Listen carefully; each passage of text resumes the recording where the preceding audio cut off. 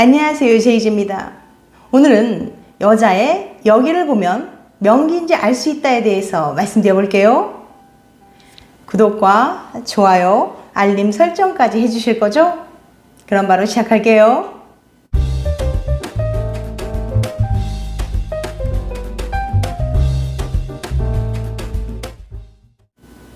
코가 크면 남자의 물건도 크다거나 여자의 귀를 보면 명기인지 알 수 있다 등등 이런 속설들 들어보신 적 있으시죠?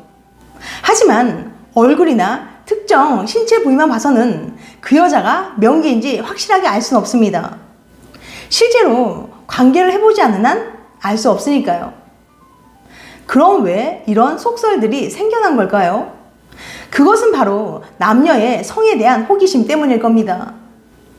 많은 남자들은 여자의 겉모습만 보고도 명기인지 아닌지 짐작해 보려고 애를 쓰곤 하기 때문에 세간에는 명기에 대한 여러 가지 속설들이 난무합니다. 그래서 오늘은 세간에 떠도는 속설들을 하나씩 검증해 보려고 하니까 궁금하신 분들은 영상 끝까지 봐주세요. 첫 번째 속설, 여자의 귀를 보면 명기인지 알 수 있다. 남자들은 여성의 은밀한 부분을 보고 싶어하는 속성이 있어요. 하지만 특별한 관계가 아닌 이상 여자의 그것을 쉽게 볼 수는 없죠. 그래서 여성의 신체 어느 부분을 보고 미루어 짐작해 보려는 시도가 여러 가지 방법으로 모색되었는데 그 중 하나가 여성의 귀입니다. 귀의 크기, 구멍의 모양, 두툼한 정도 등의 귀의 복잡함이 여성 성기의 복잡함을 닮아 기인한 듯 싶은데요. 귀 구멍이 좁은 여성은 질 입구도 비좁고 탄력 있을 것이며 반대로 넓은 여성은 질 역시 전반적으로 크다는 말이 생겨난 것 같습니다. 그럴듯하지만 실제로는 아무 상관이 없다는 게 임상에서 확인되었어요.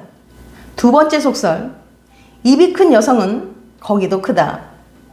이 말은 의학적으로 근거가 없는 말입니다. 그럼에도 불구하고 이런 속설이 끊이질 않는 것은 질 점막과 입안의 점막이 유사 조직이란 점에서 입이 제2의 성기로 간주되기 때문이에요. 이런 점 때문에 이런 말도 안 되는 속설이 정설처럼 퍼지게 되는 요인으로 작용하고 있습니다. 하지만 사람마다 입의 크기가 제각각이듯이 여성의 그곳 크기도 제각각이며 서로 아무런 관계가 없습니다. 세 번째 속설, 엉덩이가 올라붙은 여성은 명기이다. 여자의 엉덩이가 축 처지면 남성에게 섹시함을 어필하기 어려운 건 사실이죠. 탱탱하게 위로 올라붙은 엉덩이와 아래로 축 처진 엉덩이는 시각적으로도 큰 차이를 안겨주니까요. 그런데 연구 결과에 따르면 엉덩이의 처짐에 따라 여성의 성감에 큰 영향을 미친다고 해요. 엉덩이가 처진 여성은 성감에 관련되어 있는 근육의 발달이 나쁜 걸로 나타났거든요. 그러니까 이런 점으로 미뤄보아 엉덩이가 올라붙은 여성은 성감이 잘 발달되었을 가능성이 높을 것으로 판단되지만 개인차가 있음을 무시할 수는 없습니다. 부인과적으로 진찰했을 때 질의 탄력성과 가장 관련이 있는 것은 허벅지나 엉덩이 근육입니다. 왜냐하면 허벅지 근육은 그곳 내부의 근육과 탄력과 관련이 있기 때문이죠. 허벅지 상태와 성기능의 관계는 남자든 여자든 마찬가지입니다. 허벅지가 단단하고 근육 덩어리여서 손으로 누르면 손가락이 들어가지 않을 정도로 탄탄하면 그 사람의 발기력이나 내부의 탄력이 좋을 수 있는 거예요. 그래서 미국 사람들은 오리 궁둥이를 보면 묻지도 않고 사귄다고 합니다. 그러니까 엉덩이 근육이 발달한 여성, 즉 엉덩이가 올라붙은 여성은 명기일 가능성이 높은 거죠. 하지만 후천적으로 운동을 통해 처진 엉덩이를 탱탱하게 만들 수도 있고 개인차가 있기 때문에 어느 정도 참고만 하시길 바랍니다. 네 번째 속설, 발목이 가는 여성이 명기이다. 14, 15세기 중국에서 여성의 발은 굉장히 중요한 성적 유의물이었습니다. 발이 작으면 작을수록 좋다고 여겨서 여성의 발이 자라지 않도록 꼭꼭 묶어두는 전족을 하기도 했어요. 발과 여성의 그것을 연관지어 생각하던 것이 여기서 유래되었는데 그 중 하나가 발목이 가늘면 그곳의 조임새도 좋을 것이라는 속설이죠. 발목이 가늘면 섹시하게 보이는 면은 있지만 질의 조임새, 즉 신축성과는 아무런 관련이 없습니다. 그런데 전족은 후천적인 명기 훈련과 연관성이 있어요. 앞서 말씀드렸듯이 옛날 중국에서는 어렸을 때부터 여자들에게 전족을 하게 했는데, 전족을 한 여자는 걸을 때 작은 발 때문에 쩔뚝거리면서 엉덩이를 실룩거리게 됩니다. 이런 자세로 걸으면 항문과 관략근을 자주 움츠렸다 폈다 하게 되죠. 그것은 곧 항문과 내부의 수축을 의미해요. 결국 전족은 관계 시 내부 근육을 쉽게 수축시켜 남자를 기쁘게 하기 위한 일종의 훈련인 겁니다. 이처럼 중국에서는 후천적인 훈련에 의해서 명기를 만들기도 했어요. 5번째 속설, 가슴이 큰 여성은 성감이 높다.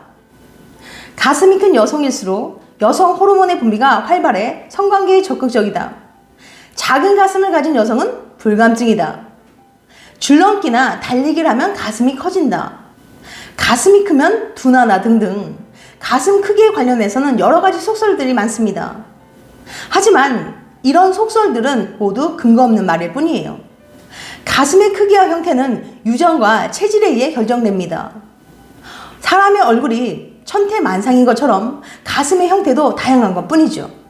가슴은 사춘기를 맞을 무렵부터 난소에서 분비되는 에스트로겐이라는 여성 호르몬의 작용에 의해 발달되기 시작해서 18세부터 20세까지 계속됩니다. 가슴의 구할은 지방으로 되어 있어서 이렇다 할 감각 수용기가 없어요.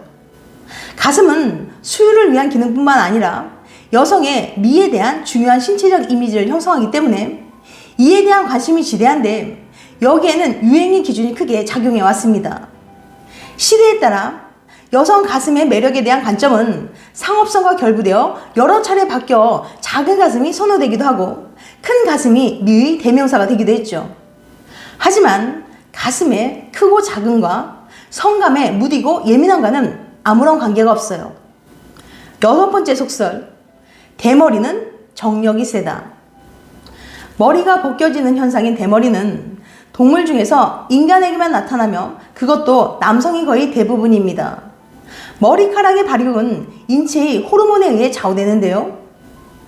머리카락의 성장을 돕는 것은 여성 호르몬, 성장을 방해하는 것은 남성 호르몬이에요. 그래서 여성에 비해 상대적으로 남성 호르몬이 많은 남성이 대머리가 될 확률이 높은 거죠. 이런 맥락에서 대머리인 남성의 정력이 탁월할 것으로 추측하는 말들이 많은 거예요. 하지만 임상적으로 대머리와 정력은 큰 상관이 없다고 합니다. 7번째 속설, 오줌발이 센 남성은 정력도 강하다. 배뇨와 사정은 자율신경계의 통제를 받고 있으며 자율신경은 남성의 발기와 배뇨에도 관여합니다. 배뇨가 원활하게 잘 되는 남성은 발기력도 좋죠. 남성의 발기 능력은 배뇨 기능과 신경해부학적으로 밀접한 관계에 놓여있기 때문에 오줌발을 정력의 기준으로 판단하곤 합니다. 그러나 반드시 약해진 오줌발이 정력의 약화로 이어지는 건 아니에요. 노화 현상으로 신경 기능이 느슨해지면 배뇨뿐 아니라 발기력도 저하되며 오줌발이 가늘어지고 정력도 약해지는 건 사실이지만 배뇨력의 약화는 전립선 질환, 요도 종양, 방광암 등의 질환에 의해서도 생겨날 수 있기 때문이죠. 8번째 속설, 발이 크면 남자의 거기도 크다. 비뇨의학과 전문의인 샤 박사는 발 사이즈가 큰 남자는 페니스도 크다는 소문을 확인하기 위해서 실험을 준비했습니다. 박사는 104명의 남자들을 모집해서 페니스의 길이와 발 사이즈를 측정했어요. 그러고는 104명의 페니스 데이터를 비교해 그래프로 정리했죠. 과연 발 사이즈가 큰 남자들은 거기도 컸을까요? 아니요, 결코 그렇지 않았습니다. 소문과는 달리 사람들의 발 사이즈와 페니스 크기는 아무런 상관이 없었어요. 발은 작지만 페니스가 큰 사람도 많았고 발은 크지만 페니스가 작은 사람도 많았습니다. 그렇다면 왜 이런 터무니없는 소문이 생겨난 걸까요? 샤 박사는 이런 소문이 생겨난 이유를 발의 생김새 때문이라고 이야기합니다. 바로 우리 신체에서 폭이 좁고 긴 모양의 부위들이 페니스를 연상시키기 때문이라는 거죠. 상대의 페니스 크기를 직접 확인해 보기는 어렵고 궁금하다 보니 페니스와 비슷하게 생긴 부위를 찾아 유추해 보려고 한 거예요. 그래서 발처럼 길고 폭이 좁은 부위를 찾는다는 거죠. 9번째 속설, 코가 크면 물건도 크다. 고전소설 심청전에는 뺑덕어멈 코 큰 총각 떡 사주듯이라는 표현이 나옵니다. 뺑덕어미가 코 큰 총각만 보면 정력도 좋을 거라고 생각해 떡을 사주며 추파를 던졌다는 뜻이죠.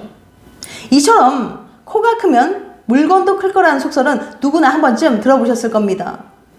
예로부터 큰 코는 남성의 상징이었고 남자다운 매력을 상징하기도 했어요. 남자의 은경은 코 길이로 알 수 있다는 이집트 속담까지 있었죠. 이를 굳게 믿은 나폴리 왕궁의 여왕 요한나 1세는 코끼리 코에 버금가는 가장 큰 코를 가진 남성 안드레이를 배우자로 맞이했다는 일화도 있습니다. 전해 내려오는 속설에 따르면 안드레이는 코가 코끼리 코에 버금갈 정도로 엄청나게 커서 여왕 요한나 1세는 그와 결혼을 했지만 첫날 밤 엄지손가락에 불과한 신랑의 크기에 실망해서 견디지 못하고 결국 그를 살해했다는 얘기가 있을 정도죠. 그 진위야 알 수 없지만 이런 이야기가 회자되는 것만 봐도 서양이건 동양이건 큰 코는 남성의 상징이었음을 부인하기 어렵습니다. 그런데 비뇨의학과 전문의 관점에서 보면 이 말은 결코 진실이 아니라고 해요. 코와 음경의 크기는 전혀 연관이 없다는 거죠. 즉 손이나 발, 코의 크기 등으로 페니스의 크기를 짐작하는 속설은 거짓으로 판명되었습니다. 지금까지 성에 관련된 여러 속설들을 검증해봤습니다. 어떤가요? 여러 의문점들이 해결되셨나요? 다음엔 더 재밌고 유익한 영상을 찾아뵐게요. 끝까지 시청해줘서 감사합니다. 다음에 또 봬요. 안녕.